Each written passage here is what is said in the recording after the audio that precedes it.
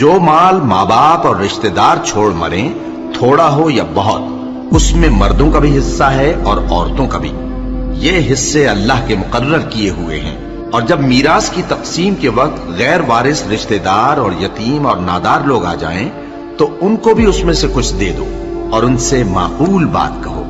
اور ایسے لوگوں کو ڈرنا چاہیے جو ایسی حالت میں ہوں کہ اپنے بعد ننھے ننھے بچے چھوڑ جائیں اور ان کو ان کی نسبت خوف ہو کہ ہمارے مرنے کے بعد ان بیچاروں کا کیا ہوگا۔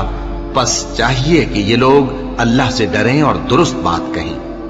جو لوگ یتیموں کا مال ناجائز طور پر کھاتے ہیں وہ اپنے پیٹ میں آگ بھرتے ہیں اور ضرور دوزخ میں ڈالے جائیں گے۔ اللہ تمہاری اولاد کے بارے میں تم کو ارشاد فرماتا ہے کہ ایک لڑکے کا حصہ 2 لڑکیوں کے حصے کے برابر ہے، اور اگر اولاد میت صرف لڑکیاں ہی ہوں یعنی 2 یا 2 سے زیادہ تو کل ترکے میں ان کا 2 تہائی ہے۔